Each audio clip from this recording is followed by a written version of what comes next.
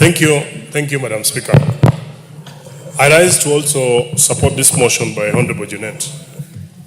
Madam Speaker, where I come from, particularly in my constituency, we have families that buried bodies without heads. Madam Speaker, in my region, there are families that buried heads without their bodies. And yet in the same region, Madam Speaker, there are families that are yet to account for their loved ones. There are people whose children were butchered as they watched in Naivasha.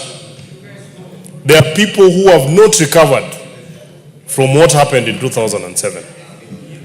Some had lived in certain regions all their lives, gotten their children, established businesses, and had their life all going very well. But because of the post-election violence, Madam Speaker, of 2007, they have never known home, because even when they went back to their homes, they found they had no land, they had nowhere to settle. Madam Speaker, today we have IDPs who are yet even to be compensated. They have even petitioned this particular house that because of the actions that happened in 2007, they need to be compensated. That hasn't happened. Madam Speaker, in this country, different communities live in different parts of the country. And I actually dare say that the community where the former deputy president comes from, members of his community are all over the country, in different parts of this country. They have established businesses there. They have established families there. They are running their lives from those particular areas.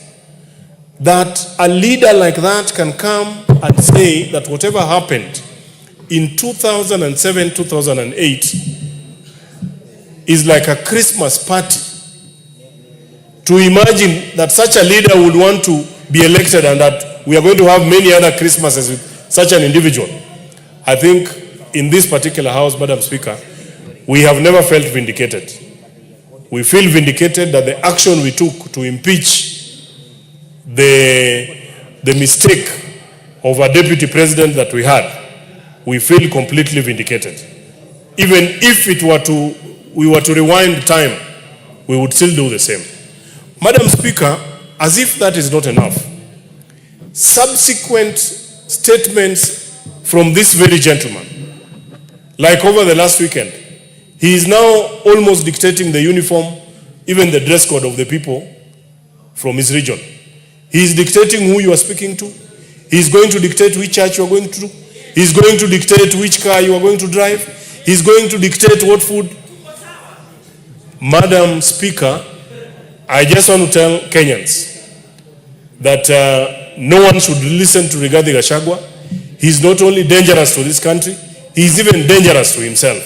In fact, part of the allegations when they were brought here to the assembly were issues to do with him having grabbed property from his family. We feel vindicated. I sympathize with the people that are, every other weekend behind this gentleman and saying that this is a leader we want for this country. I can tell you, the current president might have his own issues. And I dare say that the president that we have now will not solve all our problems, even if we gave him 15 years. But he's putting us on the right path to how our problems in this nation are actually going to be resolved.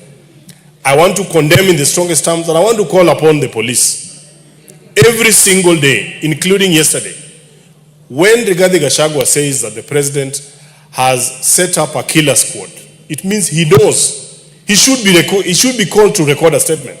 He is not above the law, Madam Speaker. He is not above the law. In fact, I want to ask the leadership of this House, through you, Madam Speaker, that we call the Inspector General of Police to explain to us why is it that one Geoffrey Rigathi Gachagua has not recorded a statement and continues to make insightful statements across this nation.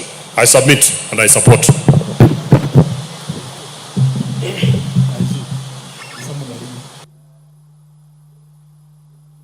The Honorable Hamed Abdisirat.